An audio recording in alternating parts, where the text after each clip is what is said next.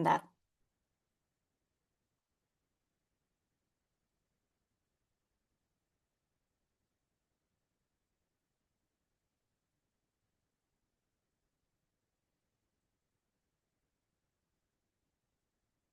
Hmm.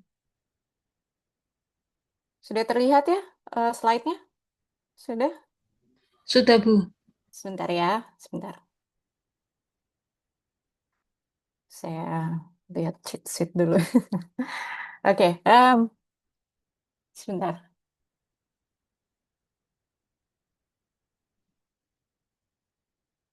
Oke, oke. Ya, Assalamualaikum warahmatullahi wabarakatuh. Selamat siang, Om Swastiastu, Namo Buddhaya, salam kebajikan. Perkenalkan, nama saya Rininta Firdaus. Kedengeran nggak suaranya? Maaf. Terdengar Terdengar, suaranya? Bu. Oh iya, oke. Perkenalkan, rekan-rekan, para dosen, mahasiswa, dan teman-teman seluruhnya. Perkenalkan, nama saya Rinita Firdaus. Saya sebelumnya merupakan Research Fellow uh, di University of Birmingham, Britania Raya. Hari ini saya melalui platform Generasi Biologi Indonesia akan membahas sedikit tentang strategi riset biofilm dan resistensi antibiotik. Saya akan mencoba menjelaskan salah satu publikasi saya terdahulu ketika postdoc di University of Gothenburg, Sweden, khususnya melalui pendekatan metode MIC, Minimum Inhibitory Concentration, dan MBEC, Minimum Biofilm Eradication Concentration, untuk uji antimicrobial susceptibility testing atau kerentanan antibiotik.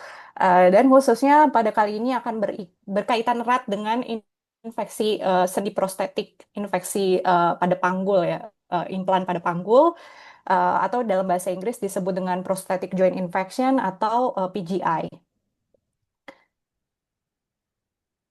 Sebelumnya perkenankan saya sedikit menjelaskan latar belakang pendidikan dan penelitian saya.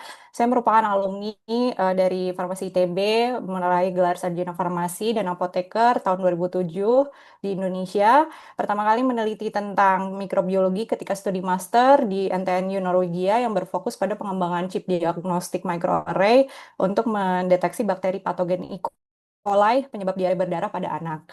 Kemudian saya melanjutkan studi doktoral di bidang mikrobiologi molekuler di University of Nottingham, di mana saya mendalami interaksi inang patogen Neisseria meningitidis gram negatif bakteria, terutama pengaruhnya pada regulasi siklus sel endotel di saluran darah otak.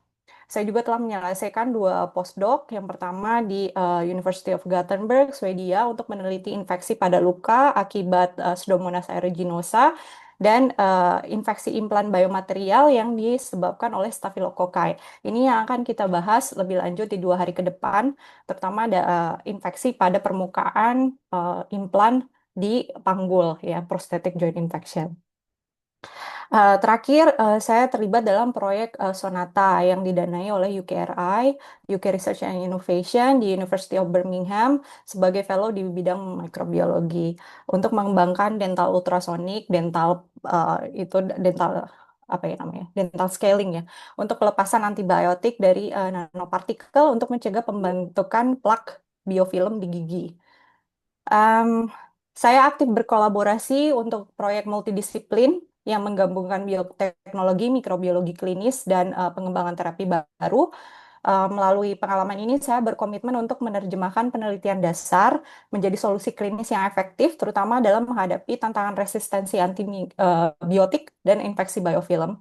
Dengan latar belakang tersebut, saya berharap dapat berbagi sedikit pengetahuan, wawasan, dan strategi pengendalian infeksi yang lebih baik, terutama untuk mengatasi masalah global, kesehatan global, resistensi antibiotik. Kembali ke topik presentasi hari ini dan besok. Hari ini saya mohon maaf, saya hanya akan membahas pendahuluan saja tentang apa itu MIC dan MBEC. Besok kita akan lebih dalam membahas tentang experimental design dan strategi untuk case by case, study dan analisisnya dengan Graphite Prism. Jadi besok baru kita mulai latihan. Hari ini mungkin hanya akan lebih ke kuliah ya, lebih ke lecture pendahuluan saja tentang MIC dan MBC. Nanti juga ada demo video sedikit tentang MIC dan MBC. Adapun referensi artikel yang dapat dibaca lebih lanjut, yakni artikel dari Microbiology Spectrum. Ini sudah diupload ya, dua artikel ini di G Drive, bisa diunduh. Ini juga open access, jadi bisa dibuka tanpa harus berbayar. Ini yang artikel pertama adalah Genomics, sebentar ya. Genomics of Staphylococcus aureus and Staphylococcus epidermidis from prosthetic joint infection and correlation to clinical outcome. Ini membahas lebih lanjut tentang genome wide association studies antara jadi penelitian tentang genom dari bakteri Staphylococcus aureus dan Staphylococcus epidermidis yang diisolasi dari pasien dengan prosthetic joint infection untuk diteliti apakah terdapat gen yang berkaitan erat dengan antibiotic resistance, biofilm formation, dan kaitannya dengan kegagalan treatment di uh, di rumah sakit. Kemudian artikel yang kedua merupakan protokolnya. Jadi lebih ke protokol teknis. Apabila ingin melihat lebih lanjut bagaimana detail protokol teknisnya bisa dilihat dari sini ada secara lengkap di sini. Jadi ini treatment prosthetic joint infections guided by minimum biofilm eradication concentration in addition to minimum inhibitory concentration protocol for a prospective randomized clinical trial. Jadi MIC merupakan standar untuk antibiotic treatment di Eropa. Namun untuk prosthetic joint infection ini uh, tenaga kesehatan di sana propose MBEC untuk salah satu additional teknik untuk menentukan treatment antibiotik. MBEC ini lebih ke uh, biofilmnya ya, biofilm concentrate apa antibiotik, seberapa konsentrasi antibiotik yang diperlukan untuk bisa menyebabkan biofilm pudar, eradicate, atau biofilm bisa hilang. Nah, untuk MIC itu lebih kepada planktonik ya, jadi lebih kepada bakteri yang bebas. Jadi untuk biofilm formation, bakteri-bakteri yang bisa menyebabkan biofilm, lebih baik untuk ada additional data dari MBEC. Oke, pertama apa itu dengan prosthetic joint infection? Nah, jadi prosthetic joint infection ini adalah komplikasi pada operasi penggantian sendi, khususnya penggantian sendi panggul total. Bisa dilihat ini di gambar ini ya. Jadi ada implan di panggul, di sendi panggul, bisa disebut dengan total hip arthroplasty atau THA. Infeksi yang biasa terjadi ketika pemasangan implan panggul ini biasanya terjadi infeksi karena ada bakteri Staphylococcus aureus dan Staphylococcus epidermidis. Ini mudah menempel adesi pada permukaan implan. Sebenarnya Staphylococcus aureus dan Staphylococcus epidermidis ini merupakan komensal di permukaan kulit, jadi tidak berbahaya di permukaan kulit. Namun dengan adanya banyak nutrisi dan uh, dan oportunistik untuk bisa berkoloni lebih lanjut di dalam jaringan manusia, jaringan host, maka dia dapat membentuk biofilm di permukaan implan sehingga bisa menyebabkan resistensi antibiotik.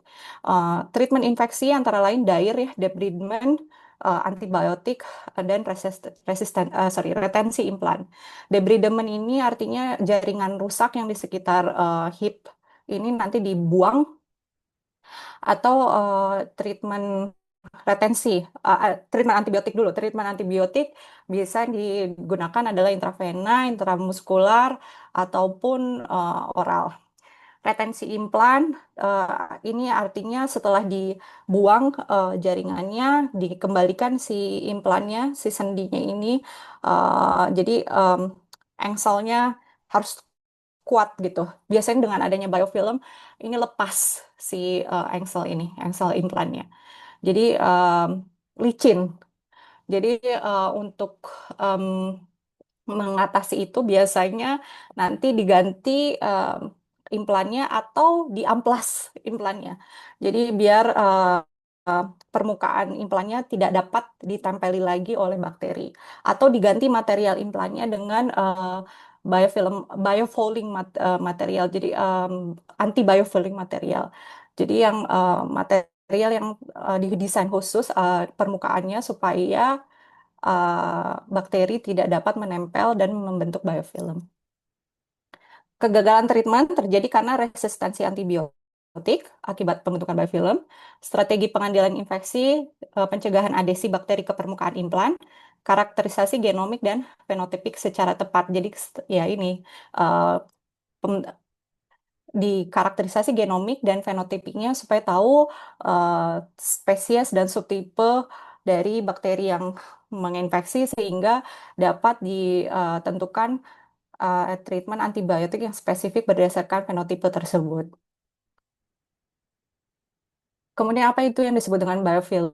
Biofilm ini merupakan komunitas mikroorganisme, bakteri jamur arke yang menempel pada suatu permukaan dan terbungkus oleh matriks pelindung extracellular matrix yang mereka hasilkan sendiri. Matriks ini biasanya terdiri dari polisakarida, protein, dan DNA ekstraseluler.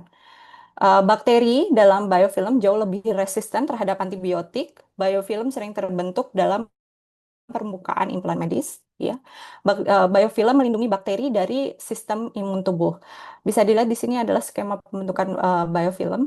Jadi pertama bakteri dapat menempel pada permukaan implan, attachment, gen yang biasanya eh, ter, tertranskripsi ini adalah spike untuk di Staphylococcus aureus dan epidermidis ini ses C. Nah, kemudian terjadi akumulasi. Akumulasi ini biasanya gen yang tertranskripsi adalah IKA. Kemudian terjadi maturasi. Nah, maturasi ini extracellular matriksnya sudah mulai tebal. Jadi eh, res- semakin bisa melindungi dari eh, serangan imun tubuh ya, sel imun tubuh. Bisa dilihat ini di gambar di atas, ini merupakan gambar biofilmnya mature ya di permukaan implan. Ini hasil dari scanning electron microscope. Jadi bisa terlihat sangat tebal di 20 micrometer size ya sudah terlihat.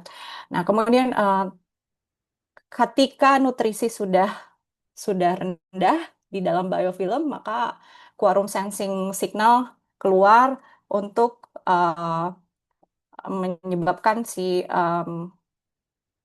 bakteri tersebut dispersal, pecah apa untuk biofilmnya buyar ya keluar. Nah, ini diatur oleh EGRA. Nah, apa itu minimum inhibitory concentration (MIC)?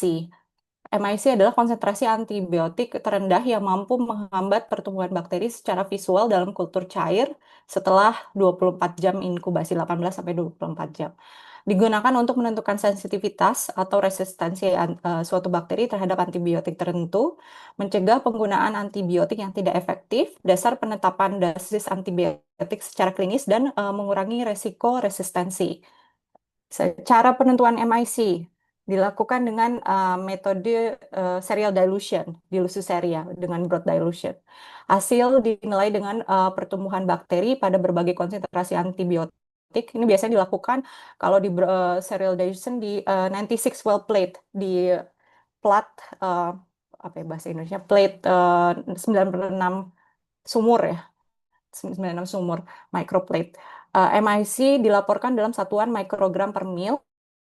Hasil MIC dibandingkan dengan breakpoint standar dari UCAS atau CLSI. Dari UCAS, ini saya sudah kirimkan linknya. Jadi di sini ada berbagai macam MIC, guidance MIC. breakpoint dari MIC dari berbagai spesies bakterinya. Nah, bisa disebut dengan susceptible apabila bakteri sensitif, berarti antibiotiknya efektif. Kalau I, intermediate, efektif tergantung dosis. R, resistan, bakteri resistan, antibiotik tidak efektif. Untuk Staphylococcus, pada yang akan kita bahas di 2 hari ini, itu di halaman 33, bisa dibuka. Nah, ini seperti ini nanti misalnya. Jadi antibiotiknya misalnya untuk vancomycin di plate itu terlihat dia efektifnya MIC-nya di 1 mikrogram per mil. Berarti interpretasinya susceptible karena dia masih di bawah um, breakpoint ini ya. Ada breakpoint ini susceptible intermediate resistant. Kemudian si ciprofloxacin MIC-nya 4 mikrogram per mili ini resistant. MIC ini mengukur aktivitas terhadap bakteri planktonik dan bukan biofilm. Em, Coba kita lihat dulu ya lab demo MIC sebentar.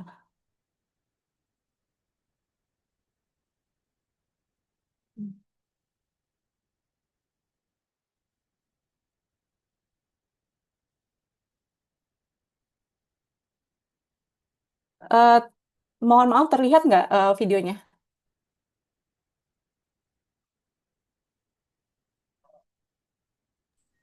Mohon Oh, maaf. terlihat, Bu. Oh iya. Kedengeran nggak suaranya? Oh, tidak, Bu. Oh nggak kedengeran ya suaranya ya? Suaranya nggak kedengeran ya?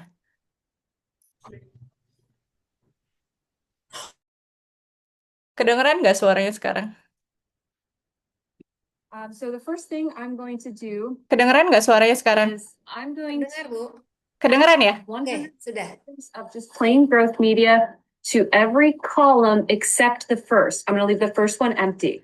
Jadi ini merupakan demo dari MIC. MIC itu dia menggunakan 2 plate seperti ini ya, 296 well plate. Jadi nanti ada growth apa itu namanya growth ya. Jadi media media pertumbuhan bakterinya. Nanti kita lihat satu-satu. Nanti saya pause sedikit-sedikit untuk menerjemahkan. Okay, I think we have an okay angle. We'll see how this works out. It's very precariously perched. You would probably make fun of me if you saw what I was doing. And so what I have here are my two 96 well plates.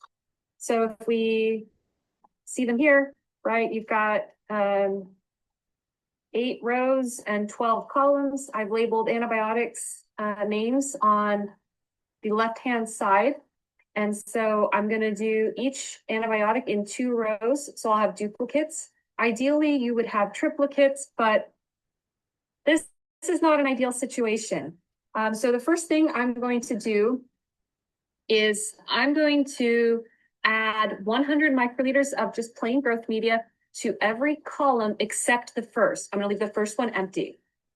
So I have this handy dandy, it's a multi-channel pipette. So I can pipette all the column or all the rows at the same time. So I'm going to set that to 100.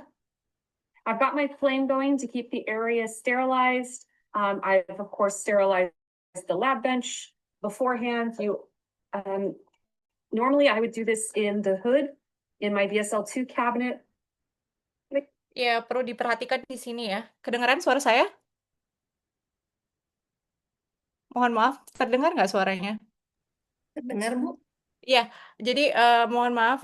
Jadi di sini ini setting MIC ini seharusnya dilakukan di BSL-2 kabinet ya. Jadi ini masih belum ideal. Jadi untuk bisa aseptif, kondisinya harus di dalam kabinet. Again, these are not normal times. So I'm going to do this in your lab as sterilely as possible. What I also have here, this is what's called a reagent reservoir. And it's nice because I can fit my whole pipette in there. So I brought over some sterile growth media. Nah, diperlukan growth media sekitar 50 ml untuk per plate. Jadi ya growth media biasanya BHI ya, tapi itu tergantung dari bakteri yang diuji.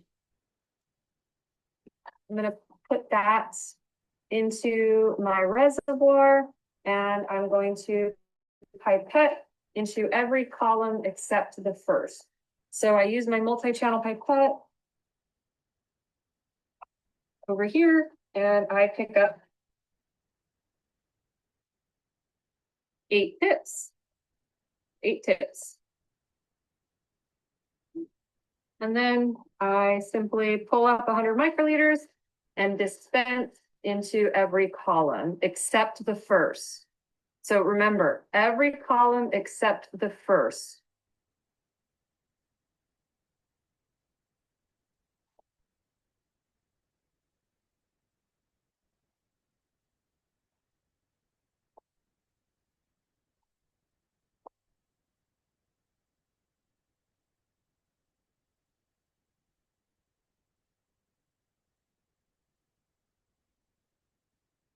Okay, I finished the first plate. Let me do the second one real quick.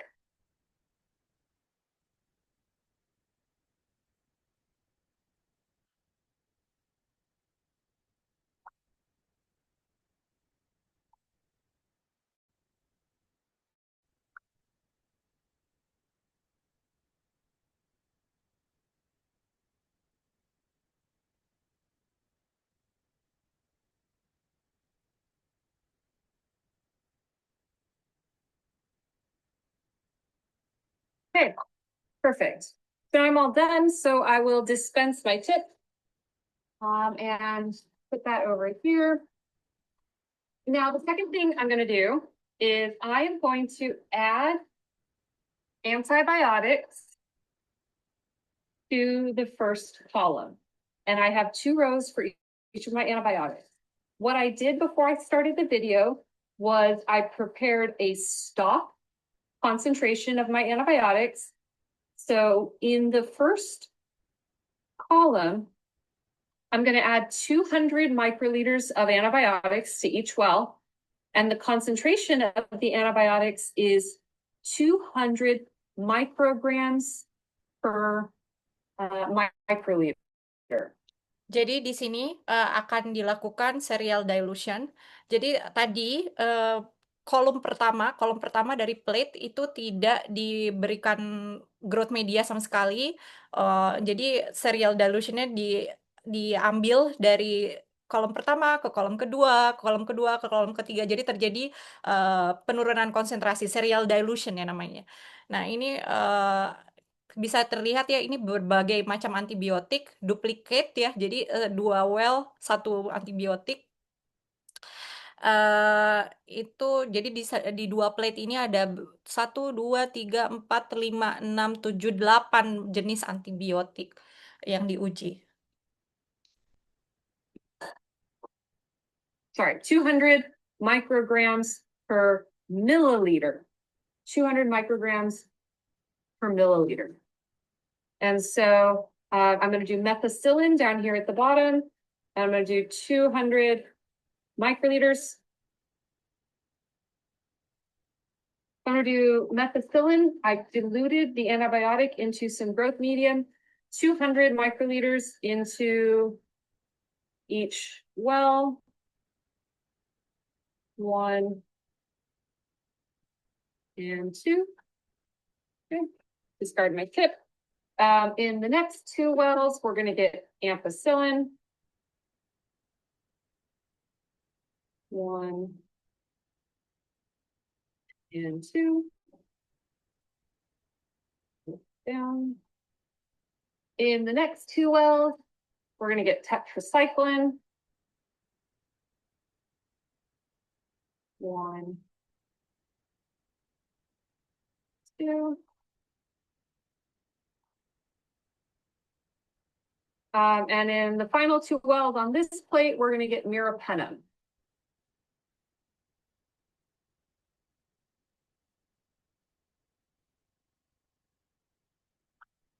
So for the moment, I'm done with this plate. Then set up the second plate. Same thing in the bottom 2. We're going to use ceftriaxone, so 200 microliters of ceftriaxone.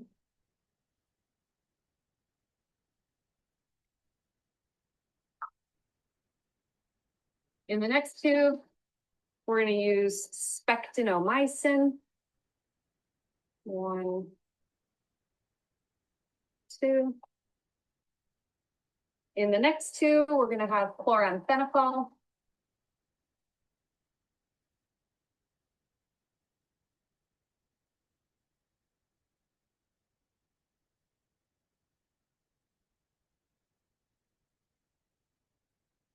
And in the final tube, penicillin.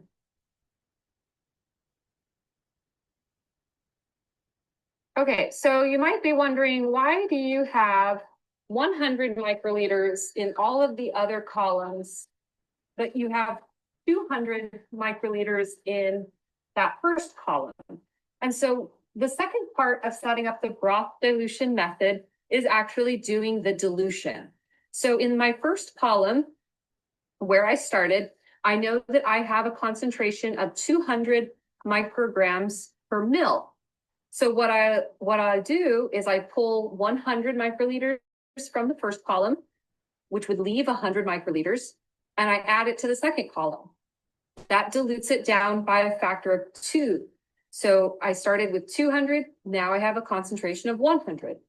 Then I pull 100 from here and add it to the third column. So I go from 100 to 50. So I'm diluting by a factor of 2 every time I pull. And that's what we call a serial dilution. So I'm doing a serial twofold dilution. So 200, 150, 25, 12.5, 6.25, etc., until I have a very low concentration down here at the end.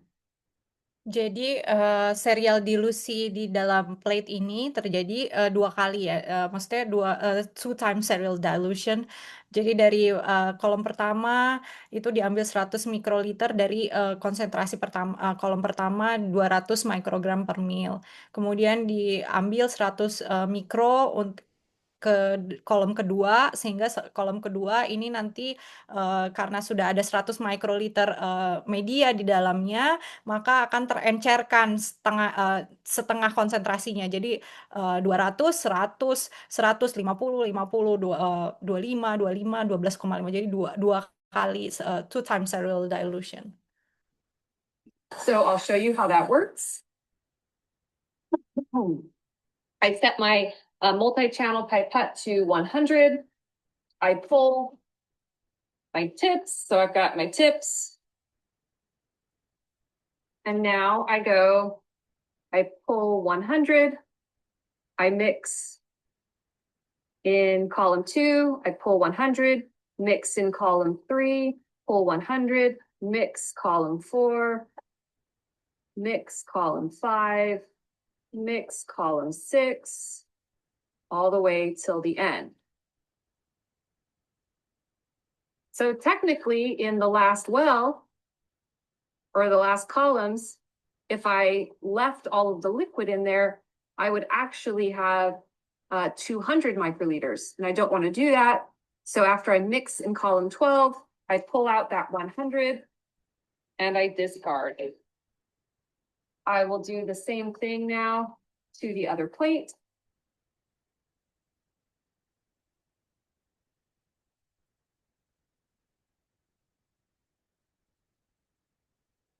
I've got my tip, and here we go.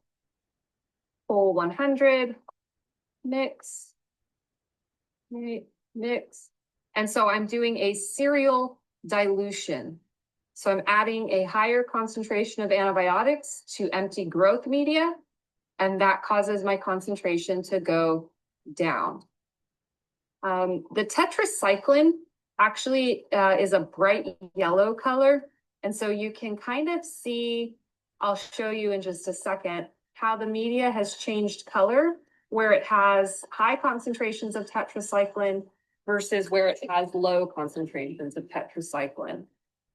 So really the highest concentration is going to be here in wells C and D. You can see the media is yellow, and then it gets paler towards the end and just looks like regular media. Ya, ini salah satu strategi untuk mendesain plate ini adalah menggunakan antibiotik yang warnanya agak terang di tengah plate ya. Jadi supaya bisa terlihat oh serial dilutionnya berjalan mulus gitu, berlangsung dengan baik ketika warnanya gradasi dari kolom ke kolom.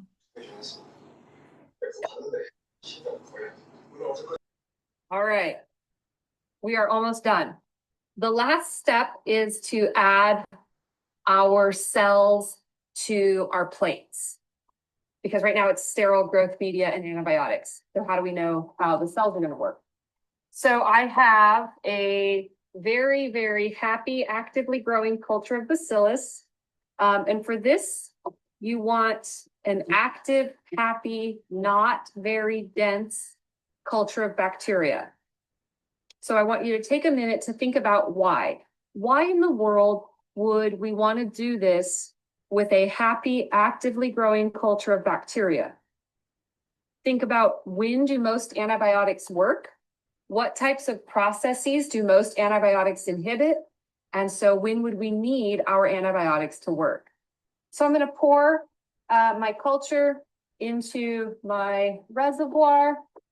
And now I'm going to add 100 microliters of culture to every well. Jadi di reservoir ini ada akan dimasukkan ke dalam well itu kultur bakterinya ya. Itu kultur bakterinya konsentrasinya MOI-nya itu tergantung dari optimasi assay sebelumnya. Biasanya MOI-nya sekitar 0,01 sampai 0,001. Ya, jadi tadi dijelaskan oleh laborannya di sini itu dia harus menggunakan kultur yang bakterinya growth factor-nya bagus ya. Jadi jangan sampai menggunakan kultur yang kulturnya sedang growth curve-nya lagi jelek. Jadi curve-nya harus dikontrol terlebih dahulu sebelum dilakukan MIC testing. What happens when I add that 100 microliters of culture to every well?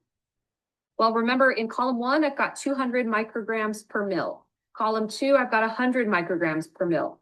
But once I double the volume, I'm actually going to end up diluting my antibiotics even more.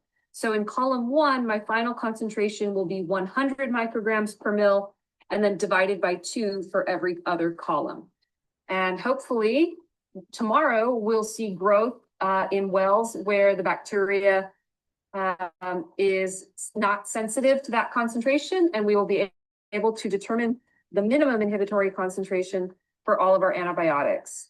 So I'm simply adding 100 microliters of bacillus to every well.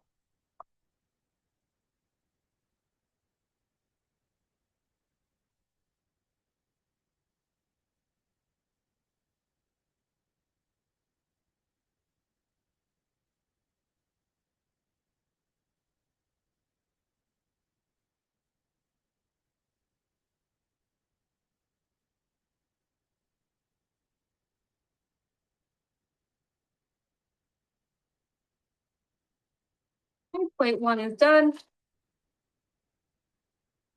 On to plate 2.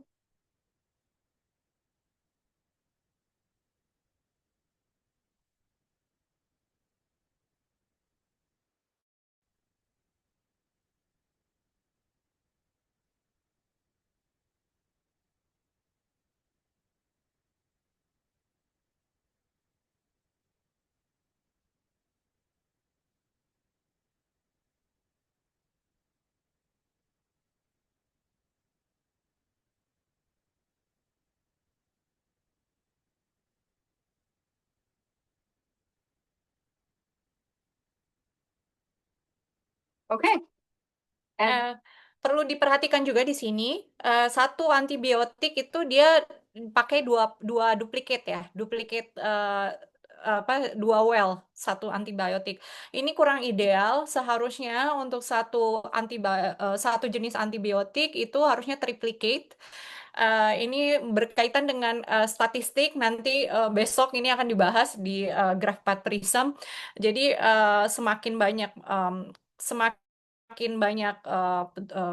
duplikasinya, semakin kuat untuk analisis statistiknya. Jadi ini kurang ideal karena hanya duplicate, seharusnya triplicate. So I'm done. Let me discard my tip.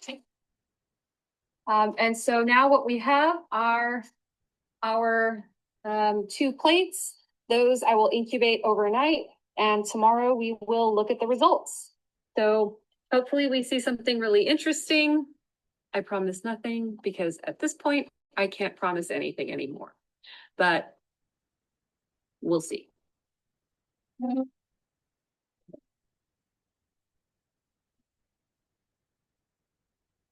Okay, so we have our results from our broth dilution assays in order to determine the minimum inhibitory concentrations for 8 antibiotics against Bacillus subtilis. So the way that we will interpret our plate is by looking at the well that has no growth. So the lowest concentration where we have no growth. So first, we'll look at meropenem. So meropenem, I placed in these first 2 rows, and column 1 has the highest concentration of drug at 100 micrograms per milliliter. Column 2 is 50, 25, 12.5, etc. You can read the numbers down here on the bottom. So the wells that have no growth, columns 1 through 8 have no growth of bacteria. Column 9 has growth of bacteria. So what that means is that the minimum inhibitory concentration of meropenem against Bacillus subtilis is 0.78 micrograms per milliliter, because here is no growth, here is growth. So the minimum inhibitory concentration is 0.78 micrograms per milliliter. We can next look at tetracycline. With tetracycline, we see clear wells all the way to column 10. So in that case, the minimum inhibitory concentration of tetracycline is 0.2 micrograms per milliliter. So Bacillus subtilis is sensitive to meropenem, and it's very sensitive to tetracycline. Oke, jadi di sini bisa terlihat ya di kolom nomor 8 untuk meropenem itu adalah kolom terakhir yang menunjukkan clear tidak ada pertumbuhan koloni di sini. Jadi MIC dari meropenem itu untuk Bacillus subtilis adalah 0,78 mikrogram per mil. Sedangkan tetracycline di sini juga sama, dia sensitif Bacillus subtilis sensitif terhadap tetracycline. Pada kolom 10 ini di konsentrasi 0,2 mikrogram per mil. Jadi MIC adalah kolom terakhir yang bisa yang tidak terdapat pertumbuhan bakteri di dalamnya, di dalam well-nya, di dalam sumurnya. We can now look at ampicillin and methicillin, and we see the same thing. In column 1, at the highest concentration we tested, we have growth. So what we would say in this case is that the minimum inhibitory concentration is greater than 100 micrograms per milliliter. In this case, we would probably assume that our bacteria are actually resistant to these 2 drugs. We would have to test higher concentrations of drug in order to determine the actual minimum inhibitory concentration for ampicillin and methicillin. Okay, so we can also interpret the results of our second plate, where we used penicillin, chloramphenicol, spectinomycin, and ceftriaxone.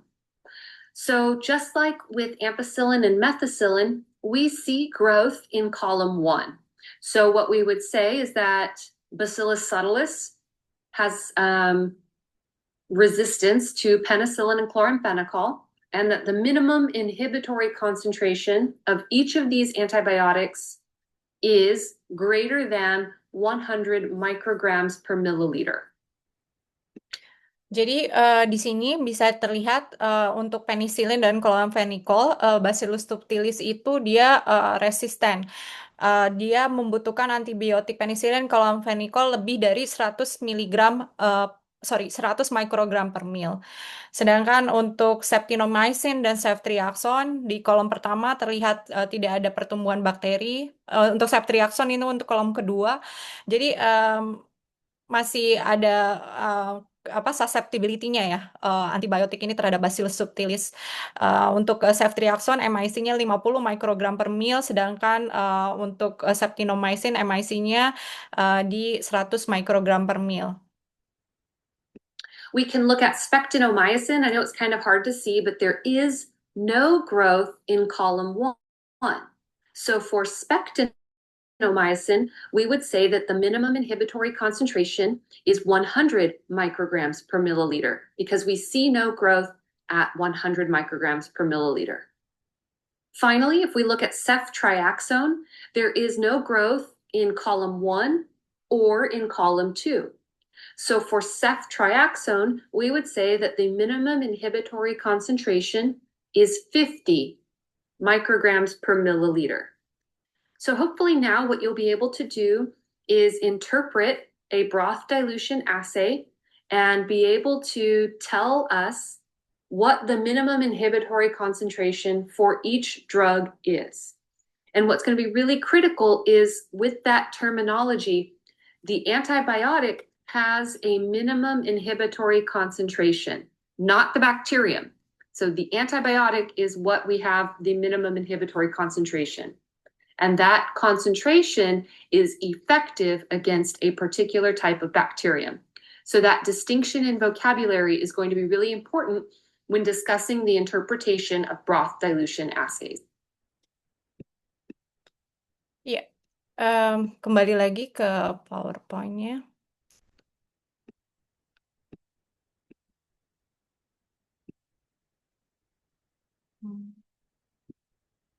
Sebentar.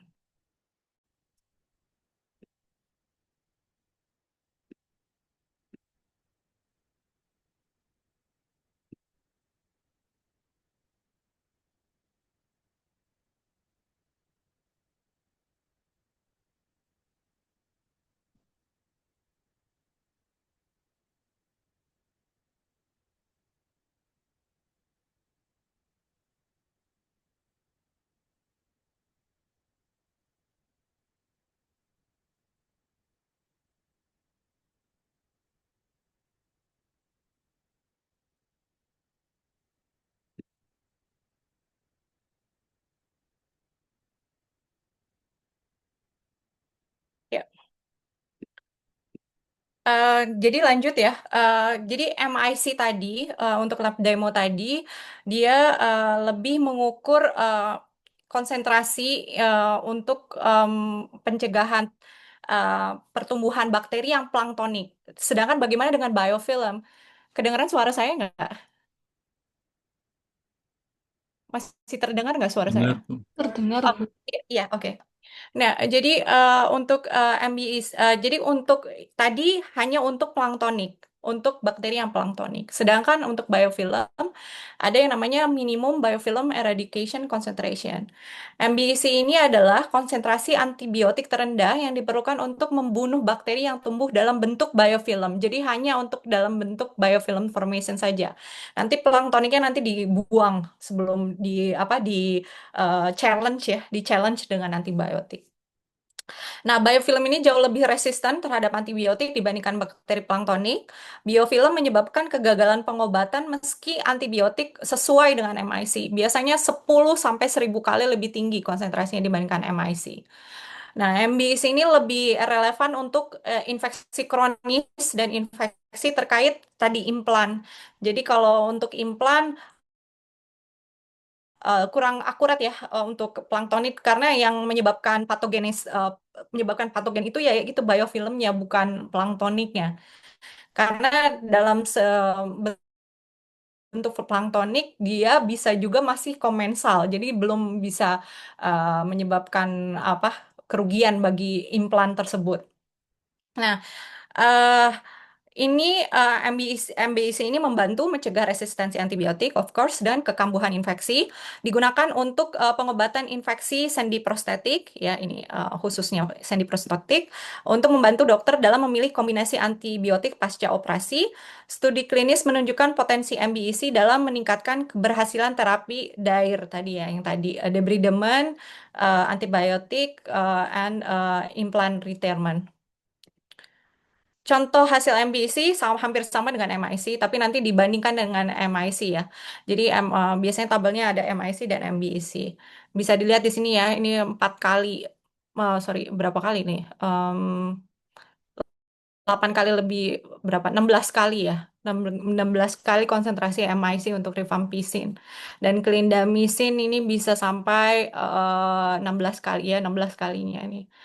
Nah, MBC jauh lebih tinggi menandakan perlunya dosis lebih tinggi atau kombinasi antibiotik.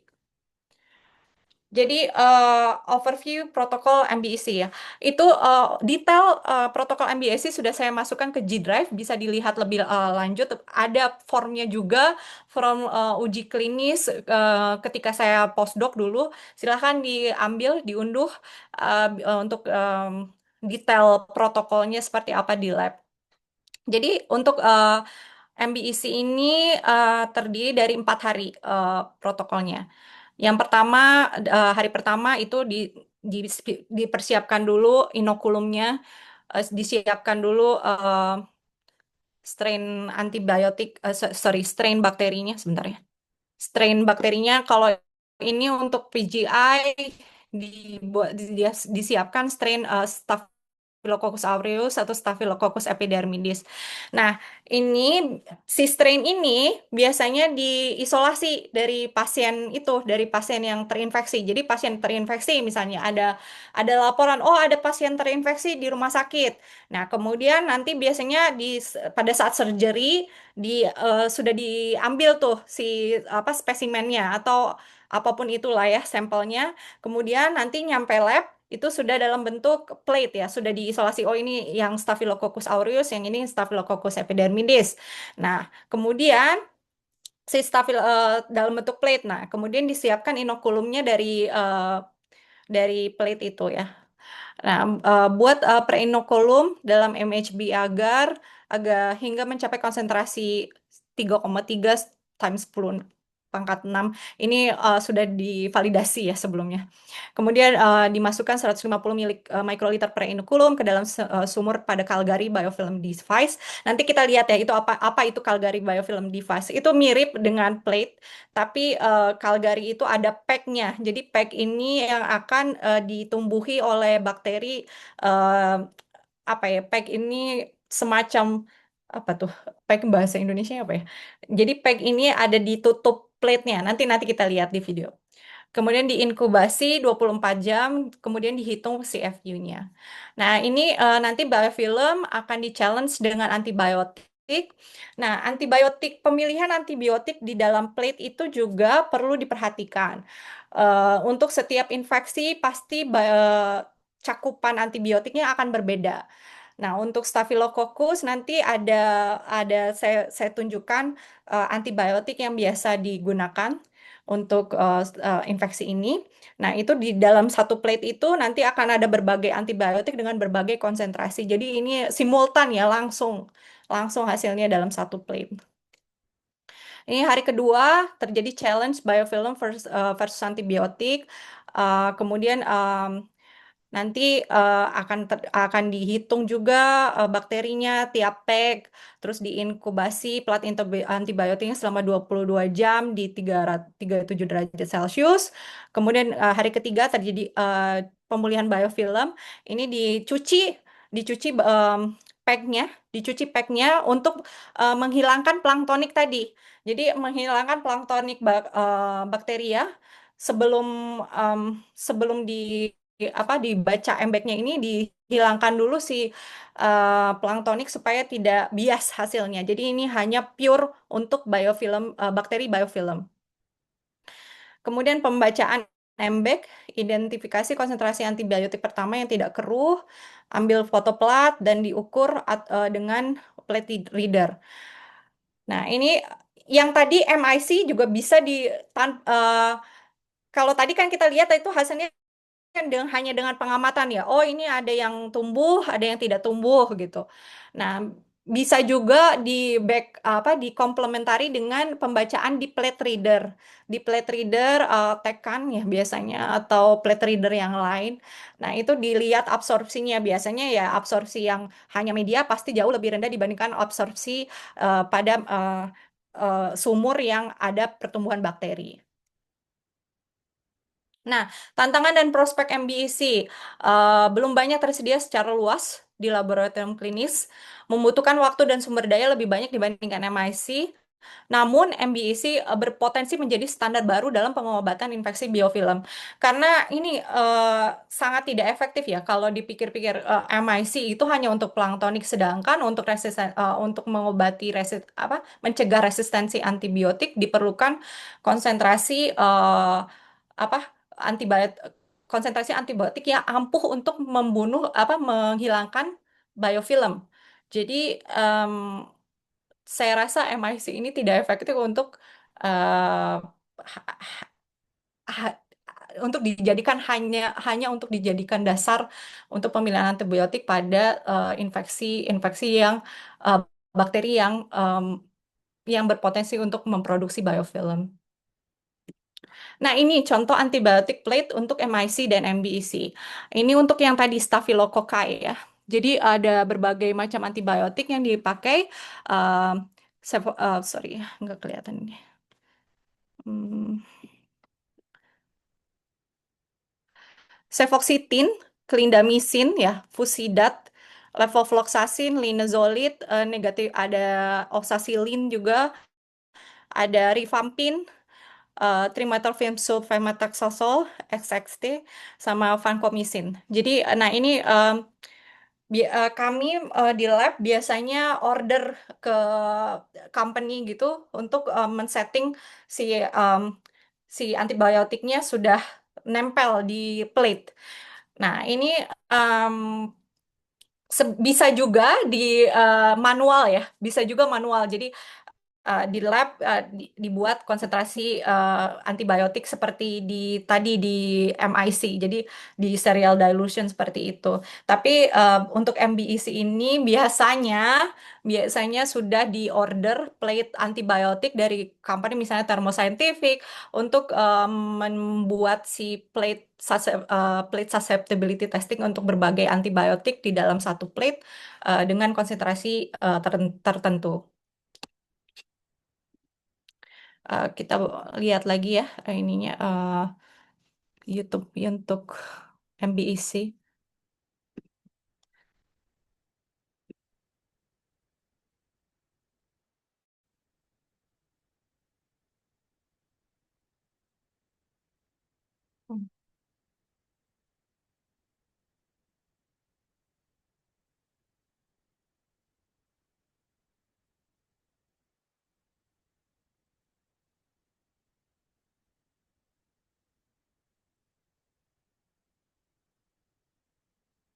The MBEC assay is an Novotec's proprietary in vitro antimicrobial testing model. The assay was developed to evaluate the efficacy of antimicrobial agents against a bacteria biofilm. It is a high throughput test capable of testing a variety of antimicrobial agents in a short period of time. This video will show you a detailed multi-step procedure of how the MBEC assay is performed. The inoculum is adjusted to an approximate cell density of 10 to the 5 to 10 to the 6 CFU per milliliter by diluting an overnight culture of a specified microorganism into fresh, appropriate media.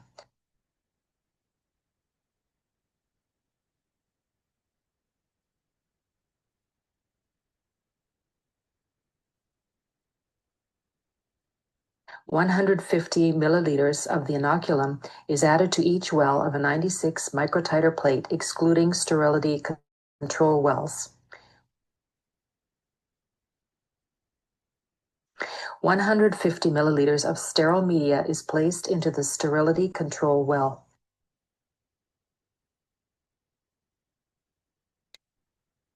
A lid Nah, ini yang disebut dengan tadi saya bilang pack ya. Jadi ada lid, ini Calgary plate namanya. Jadi Calgary plate ini ada pack-packnya ini. Pack ini nanti akan ditumbuhi oleh biofilm. Jadi di bawah tadi di plate agarnya sudah dimasukkan si inokulum kan. Nah, nanti tutup yang tadi ada packnya itu akan ditumbuhi biofilm. Nah, nanti akan dibasuh ya, di-rinse, dicuci, sehingga si planktonnya hilang, hanya tinggal biofilm di pack itu.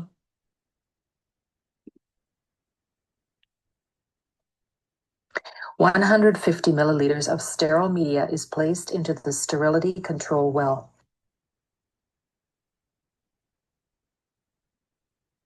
Nah, ini. A lid containing 96 pegs is placed onto the microtiter plate.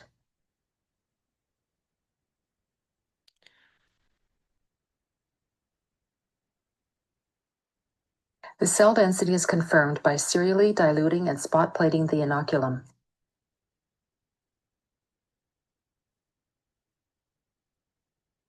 A serial dilution 10 to the 0 to 10 to the minus 7 is prepared by transferring 20 microliters down each of the 8 rows.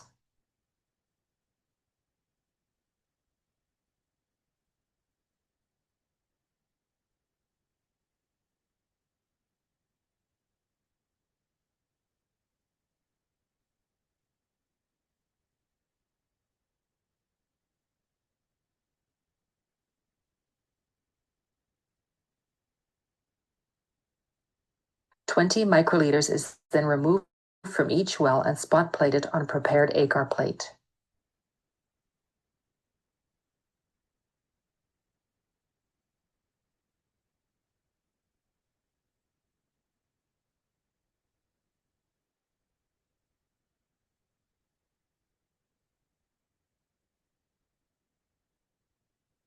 The entire device is placed on a rotary shaker at 110 RPM and incubated at 37 degrees Celsius for 16 to 18 hours.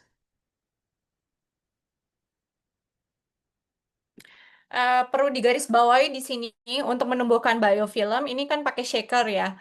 Nah, ini biasanya ada juga bakteri yang sensitif terhadap humidity. Jadi biasanya untuk menjaga humid dibutuhkan wadah dengan apa ya, kelembaban tinggi. Kalau kami di lab biasanya triknya dengan menambahkan tisu basah di bawahnya supaya dan dimasukkan ke dalam shaker dalam keadaan tertutup di wadah Tupperware gitu. Jadi di Tupperware di bawahnya ada tisu basah, dimasukkan plate-nya supaya tetap humid. Mungkin kalau di lab Bapak, Ibu, atau teman-teman semua sudah ada shaker yang sudah bisa terjaga humidity-nya mungkin akan lebih baik, jadi lebih canggih gitu ya. Kalau nah itu biofilm ini sangat sensitif terhadap humidity juga.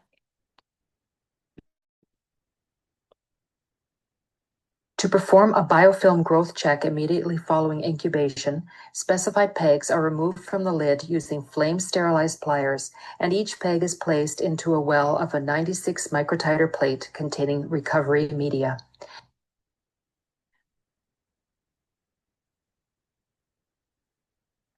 Nah, tadi peg-nya dicabut ya.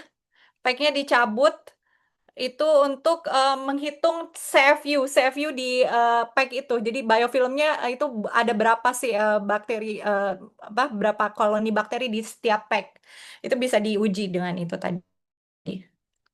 Dihitung. The plate is sonicated for 30 minutes to recover the attached biomass, and the cell density is confirmed by serially diluting and spot plating.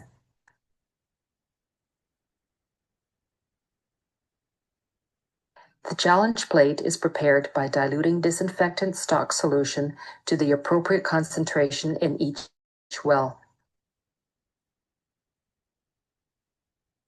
TSB, sterile neutralizer, and water are added to wells A12, B12, and C12, respectively.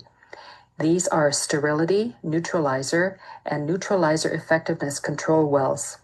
The challenge plate must be freshly prepared the day of the challenge and used within 30 minutes. The rinse plate is prepared by adding 200 microliters of buffered water to each well of a new 96 well microtiter plate. The PEG lid containing the biofilm is rinsed by setting the lid into the rinse plate for 10 seconds.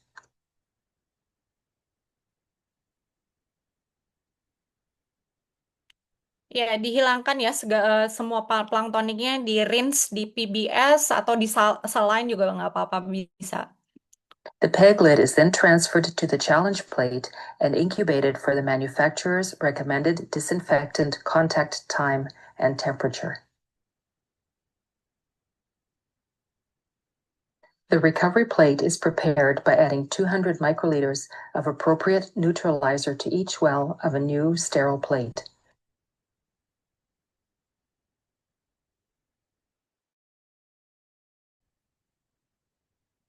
After the appropriate challenge time, the PEG lid is transferred to the recovery plate. Setelah si lid, pack di lid plate-nya itu sudah di-challenge dengan antibiotik, kemudian akan di-recovery kembali di media yang fresh. Di recovery The whole media. device is sonicated for 30 minutes to remove the attached biofilm. The viable cells count is determined by removing 100 microliters from each well of the recovery plate and serially diluting and spot plating. Colonies are counted after an appropriate incubation time and may be used to determine log reduction values.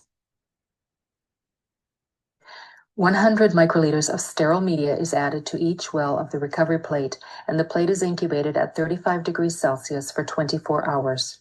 This is used to determine the MBEC breakpoint value. To determine the minimum biofilm eradication concentration values, the wells of the recovery plate are visually checked for turbidity. Alternatively, a microtiter plate reader may be used to obtain optical density measurements at 615 nanometers. The MBEC value is the minimum concentration of antibiotic that inhibits growth of the biofilm, as indicated by a well with no turbidity.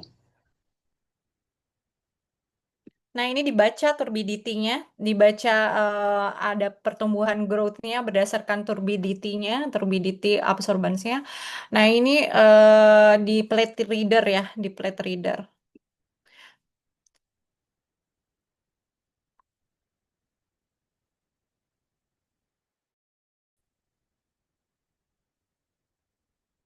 Ya.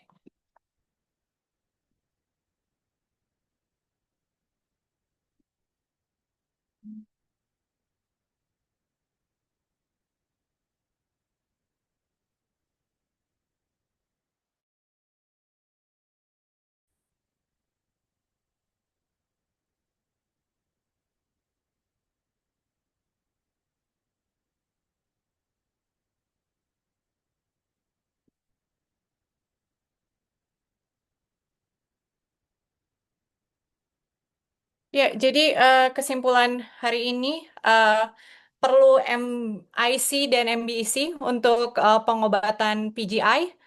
MIC hanya mengukur aktivitas terhadap bakteri planktonik dan bukan biofilm. MBEC berpotensi menjadi standar baru dalam pengobatan infeksi biofilm. Ya, sekian dari saya. Ada pertanyaan sampai sini? Mohon maaf ya teman-teman dan rekan-rekan dan Bapak Ibu dosen. Saya hanya membawakan pendahuluan terlebih dahulu. Besok lebih ke praktikal. Jadi lebih ke case by case studies. Ada pertanyaan sampai sini?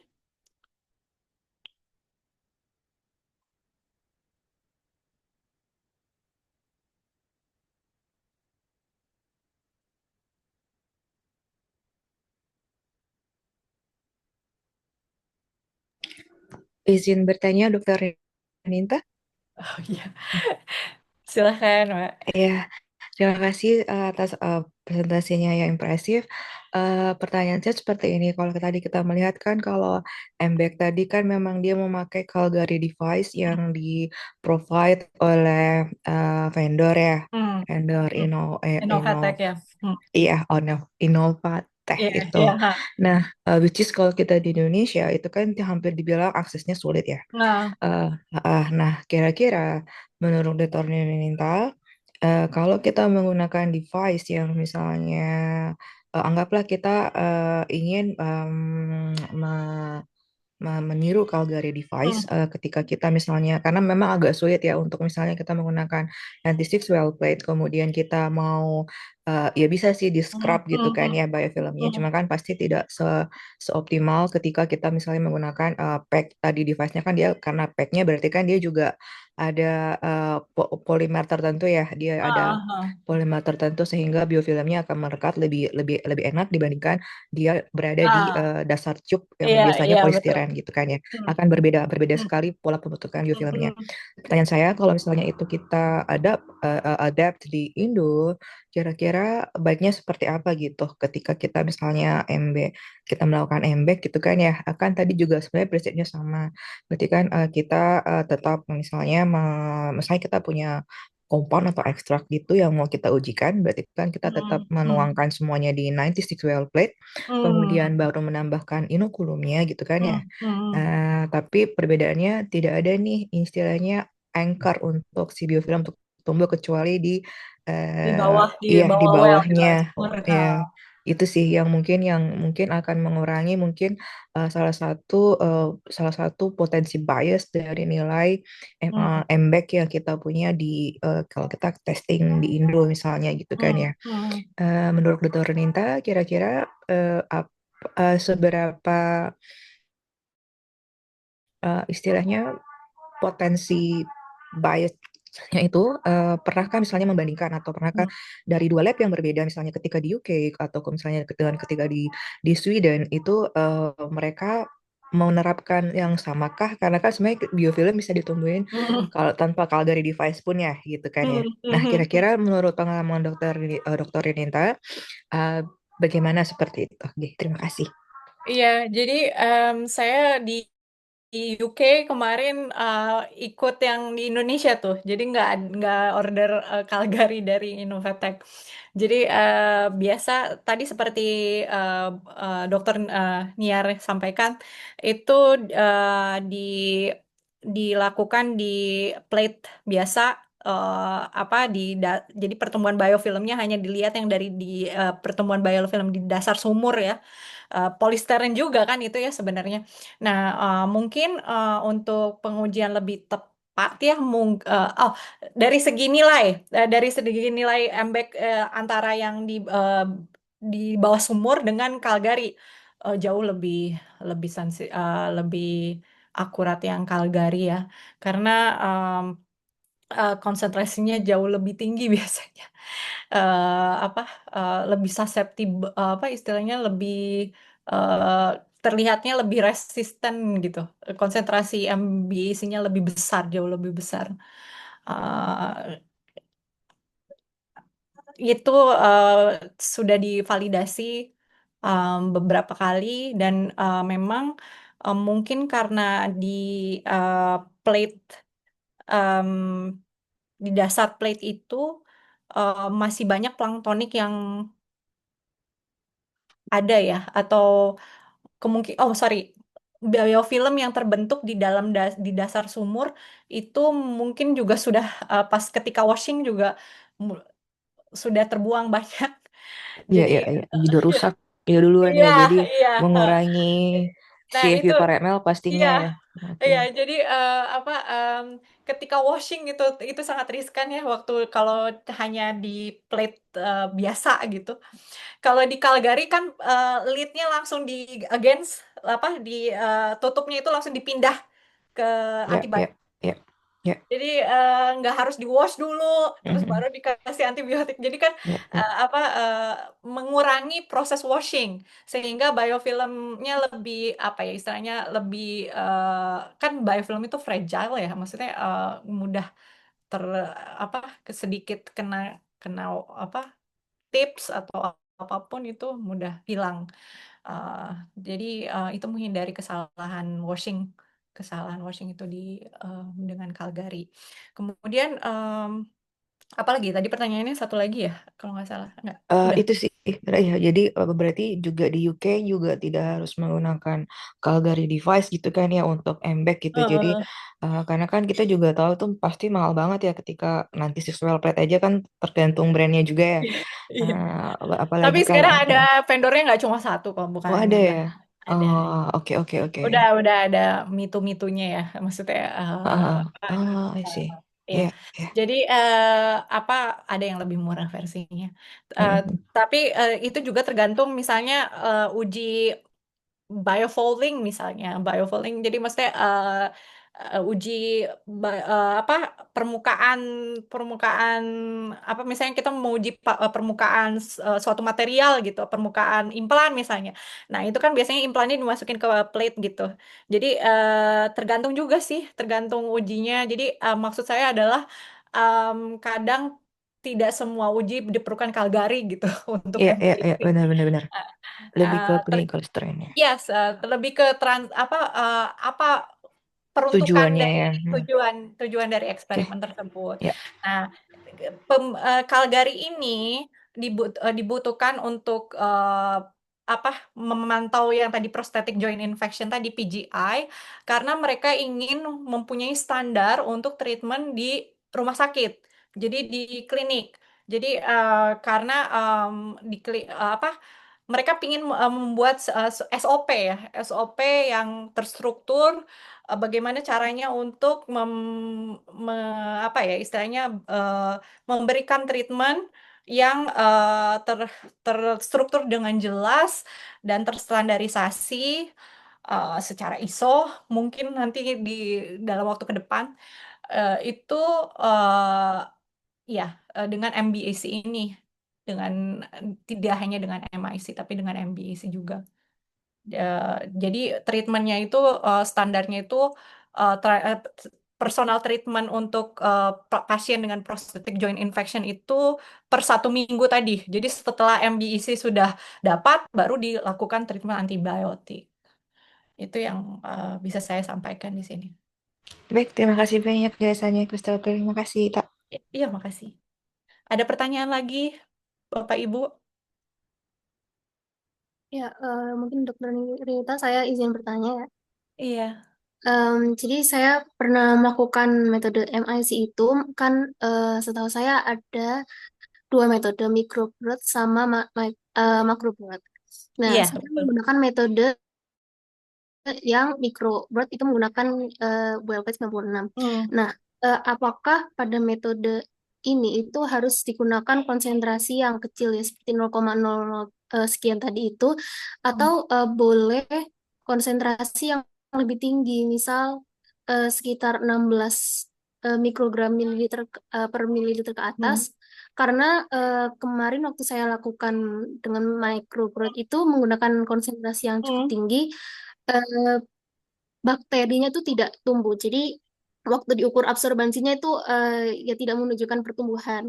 Nah, setelah itu saya ganti metode menggunakan makro dan itu ternyata dia bisa tumbuh. Apakah memang MIC dengan microbird ini harus dengan menggunakan konsentrasi yang kecil atau eh, sebenarnya boleh. Dan mungkin pertanyaan kedua terkait MBAC tadi itu kalau tidak salah di videonya tadi Dokter Nita bilang kalau misalnya bisa mengukur CFU sel bakteri dari CFU dari Baik tadi bakteri ya. sel Ya. ya packnya. Nah itu mungkin saya sedikit terlewat ya. Metode untuk pengukuran CFU di packnya ini tadi itu seperti Oke, pertanyaan pertama dulu ya. Jadi pertanyaan pertama tadi yang MIC perlu apa konsentrasi yang lebih tinggi atau konsentrasi yang lebih rendah begitu ya. Nah, itu sebenarnya bisa diacu ke UCAS tadi ya. UCAS. Jadi kan di UCAS itu ada range konsentrasi susceptible I apa ya? intermediate, saya lupa. Ada R juga resistance. Jadi bisa kira-kira dari situ ya, dari UCAS tadi. Jadi konsentrasinya berapa? Biasanya dari 100 mikrogram per mil. Biasanya dari 100 mikrogram per mil, serial dilution 2 kali. Awal pertama kali biasanya saya 100 mikrogram per mil 10 kali biasanya dulu. 10 kali dulu, oh ini udah masih di range, baru pindah ke 2 kali. Tapi kalau sudah tervalidasi di eksperimen awal baru di 2 kali gitu. Jadi memang trial by error, tapi harus dilihat dari range tadi, range UCAS tadi. Kan nanti ujung-ujungnya MIC-nya harus dibandingkan ke standar apa cut off di di UCAS ya, di untuk bisa dikategorikan sebagai susceptible, eh, I apa ya tadi ya, dan R resistance. Jadi itu harus diperhatikan dari range itu. Yang kedua adalah untuk perhitungan PEG ya. Jadi PEG tadi dimasukkan ke salin, ke apa, ke salin atau PBS juga bisa. Kemudian di sonicate,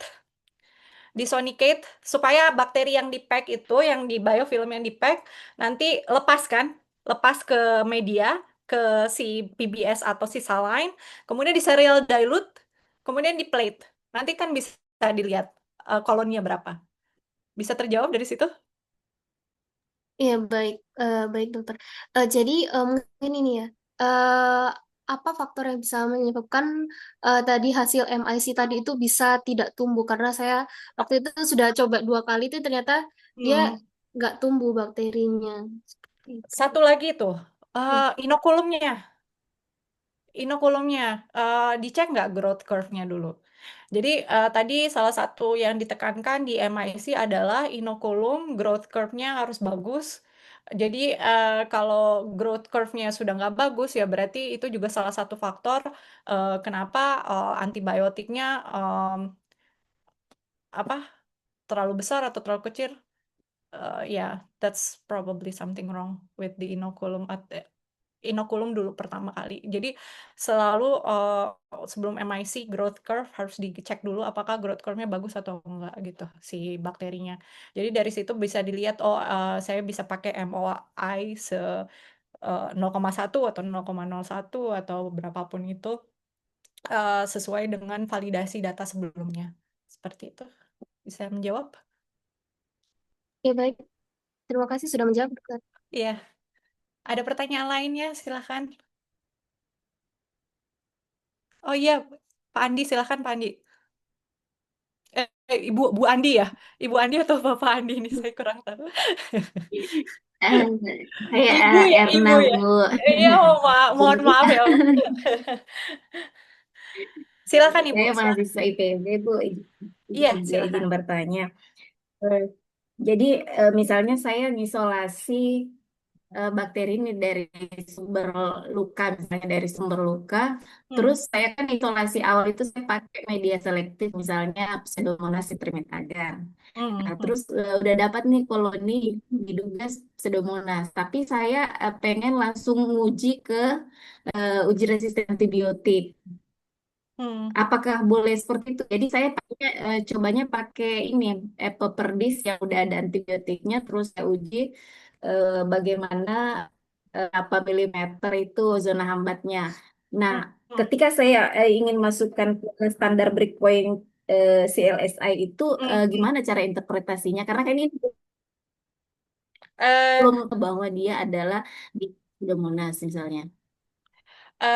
jadi maksud Ibu sudah di growth di select antibiotik yang selektif ya, seperti itu. Terus kemudian Iya, iya, saya iya, nggak apa-apa. Jadi kalau di growth di antibiotik yang selektif, berarti kan dia sudah mungkin bisa di recovery ya. Jadi diambil dulu si bakterinya, kemudian di growth lagi di general media. Jadi kan itu berarti, oke, ini berarti satu bakteri yang atau mohon maaf.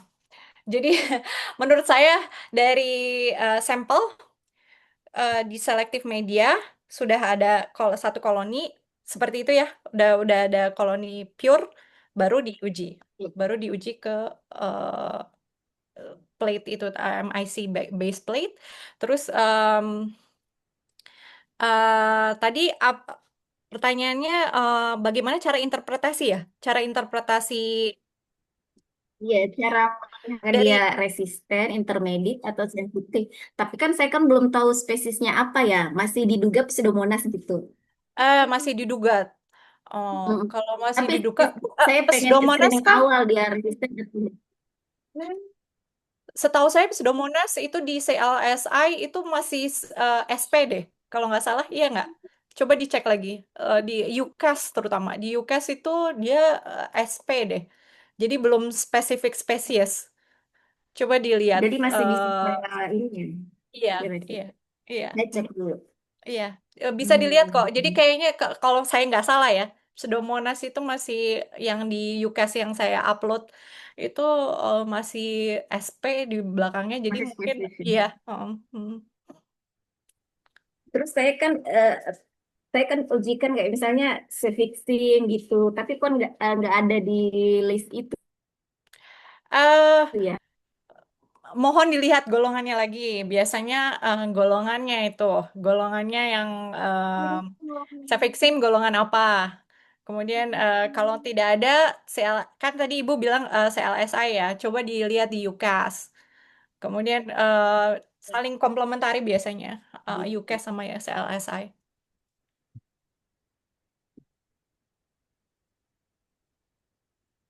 Kalau yang CLSA itu bukan, saya lihat di situ ada breakpoint yang umum biasanya di bagian awal-awal itu.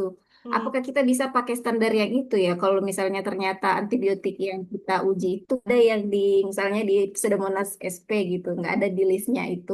Apakah boleh saya pakai yang standar umum itu biasanya di halaman awal itu, yang CLSA? iya bisa, tapi biasanya Atau yang saya share ini coba ya. iya Saya silakan. bisa share fotonya ya Bu buat Iya, nanya. silakan, silakan, silakan, Coba silakan, ya silakan, saya. silakan. Jangan, saya takut salah Nggak salah apa-apa, nggak apa-apa. interpretasi nanti hasilnya. Silakan. Yang ini Bu, udah eh Coba di share di mana ya? Di chat ya? Atau ya dicek di chat Bu. eh, belum ada tuh? Sebentar. Apa di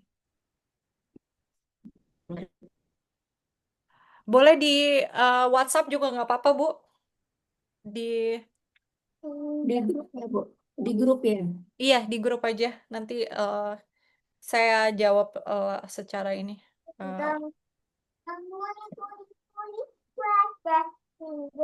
Eh, iya, nanti saya belum lihat fotonya, Bu ya. Nanti saya jawab secara lebih detail di WhatsApp. Saya di Japri Baik juga itu nggak saya. apa-apa. Saya di Japri juga nggak apa-apa, Bu. Ya, ini soalnya nggak kelihatan, nggak ada. Kelihatannya saya coba Hmm.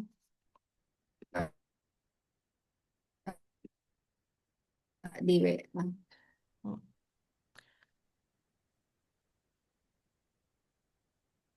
Saya, Oh, iya, kurang bagus Bu. saya skip dulu ya Bu Hmm. Erna ya. Nanti saya jawab di WhatsApp kalau boleh. Oh iya Bu. Saya ada pertanyaan kedua lagi Bu, Iya, silakan, silakan.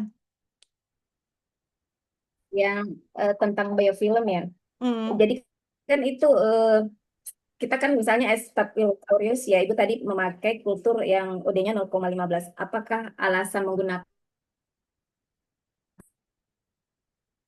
OD ini, kita hanya pengen si kultur kita ini dalam fase eksponensial OD ini sekian misalnya. Di UCAS itu ada guideline-nya ya. Jadi eh, koloni awal berapa range-nya? Jadi kenapa OD segitu? Karena sudah dikalibrasi. Jadi OD dengan sekian dengan alat ini dengan akan mengakibatkan apa? Terdapat CFU berapa gitu. terdapat koloni berapa. Jadi ini dikembalikan lagi ke UCAS tadi dan CLSI. Jadi setiap kayaknya ada di Staphylococcus itu ada minimum awal CFU berapa yang harus dipakai. Jadi dari situ. Nah, perlu diperhatikan di lab ibu, mungkin alatnya berbeda dengan di lab saya. Jadi perlu dikalibrasi dulu itu, divalidasi dulu datanya. Berapa OD segini memang benar berapa koloni itu dulu. Itu data dasar itu. Jadi itu modifikasi protokolnya. Menjawab, Bu? Oh iya udah Bu. Eh, maaf ya Bu, masih ada. Gak apa-apa, Terus gak apa-apa. kalau kita ngukur pakai microplate reader kan tuh biasanya kita udah dapat nih range OD-nya. Terus ada kapan kita dikatakan dia poor, weak dengan strong itu gimana ya? Itu klasifikasi dari mana ya Bu? Eh, nah, itu cut off dari, nah itu kami itu pakai pure weak dan strong itu dari sendiri sih. Jadi maksudnya dari lab kita sendiri, cut off made. Jadi lab made. Jadi sudah di apa dengan data-data sebelumnya. Itu sebenarnya bisa Ibu eh, cut off sendiri sebenarnya. Jadi sebenarnya, tapi kalau untuk MIC kayaknya nggak bisa ya. Untuk MBAC ini kan baru ya. Jadi um, supervise PI saya dulu udah bertahun-tahun ngerjain ini. Jadi dia tahu, oh dia yang buat sendiri. Oh di segini itu uh, weak, strong, uh, berdasarkan statistik juga sih. Jadi ada statistik value-nya apa perbedaan signifikan dari p-value absorbance dari strong weak eh, sama non-forming ya, non-forming biofilm dari p-value dari absorbance dari difference-nya. Tuh. Menjawab, Bu?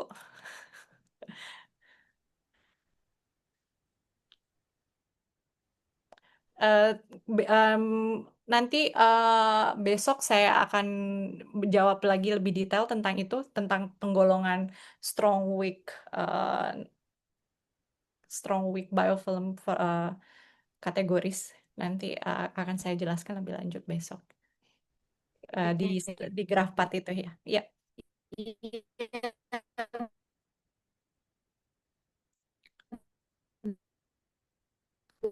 Berarti saya boleh pakai formula untuk penelitian dasar. kenapa Bu? Maaf, kurang terdengar.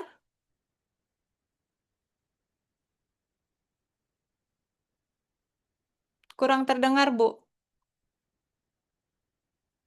Di mute.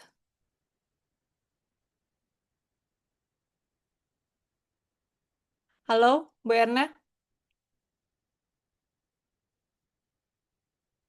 Halo?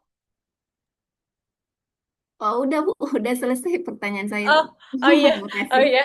Iya. Iya, ada pertanyaan lain? Kemungkinan rekan-rekan, teman-teman, Bapak Ibu.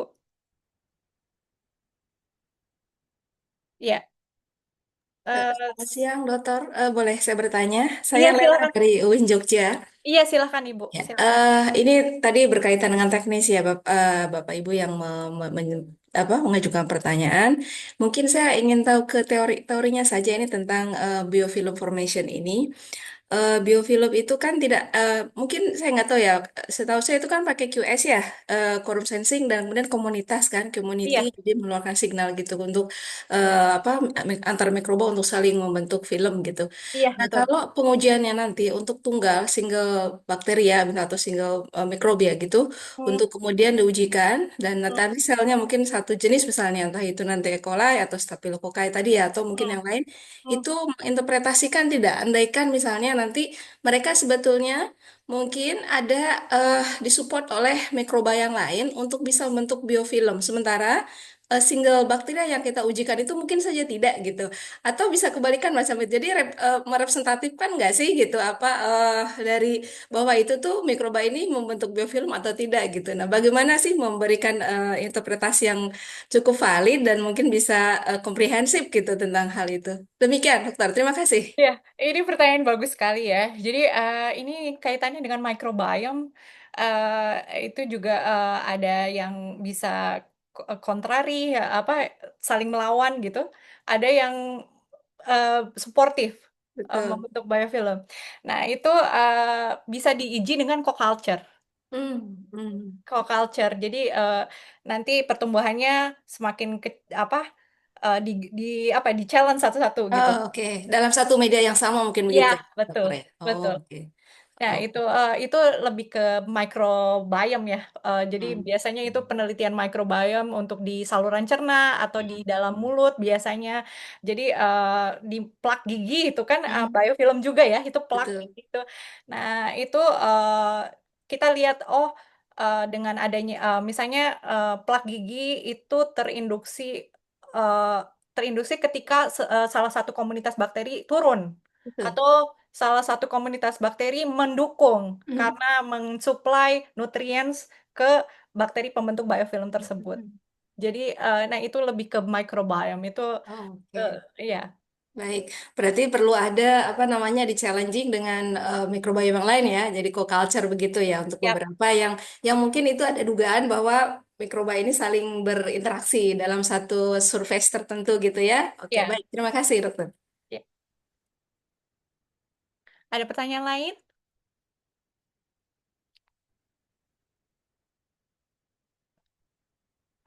Iya, saya kembalikan ke admin ya, atau bagaimana ini?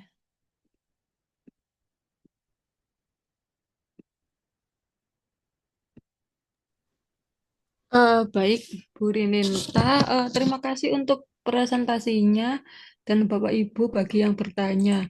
Mungkin sebagai persiapan untuk besok bisa diinformasikan tentang instalasi aplikasi, Bu. Soalnya kadang memakan Oh waktu iya, seperti itu.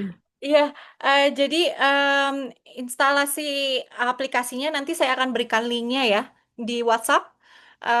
Mohon maaf itu berbayar, jadi bisa dipakai trial terlebih dahulu. Trialnya bisa kok sampai 7 hari kalau nggak salah. Jadi bisa dipakai trial. Nanti nggak apa-apa kan? Saya pakai trial dulu ya. Ya, GraphPad ini memudahkan sekali ya untuk para peneliti yang tidak punya basis coding atau bahasa komputer yang terlalu rumit. Jadi lebih membantu untuk statistik atau SPSS misalnya. SPSS kan lebih ke data apa ya? Lebih ke data. Kalau GraphPad Prism ini lebih ke presentasi grafik. Jadi grafiknya lebih bagus itu intinya, lebih bagus untuk publikasi ilmiah nantinya. Jadi lebih simple dan lebih atraktif untuk dipublikasikan dibandingkan SPSS. Jadi saya lebih memilih GraphPad Prism karena ya itu representasinya untuk publikasi lebih menarik. Itu jadi nanti saya akan kirimkan linknya di WhatsApp dalam 5 menit, 10 menit setelah ini selesai saya kirimkan link instalasinya. Silahkan diinstal di Windows ataupun di Mac bisa. Em, dan nanti akan saya bimbing eh, bagaimana cara menggunakan software tersebut besok. Begitu saja. Baik, Bu Rininta. Jadi Bapak Ibu saya pernah memakai GraphPad Prism waktu semester kemarin untuk kuliah. Trialnya itu 30 hari, jadi ya lebih dari cukup. Kalau misalkan mau berlangganan, monggo bisa setelah trial seperti itu. Baik Bu, kalau sudah cukup untuk kelas hari ini, bisa diakhiri. Nanti untuk rekaman akan saya share di Google Drive yang ada di grup WhatsApp. Terima kasih. Terima kasih banyak ya. Terima kasih. Ya, sekian. Assalamualaikum warahmatullahi wabarakatuh. Saya izin pamit. Terima kasih semuanya. Assalamualaikum. Waalaikumsalam warahmatullahi wabarakatuh.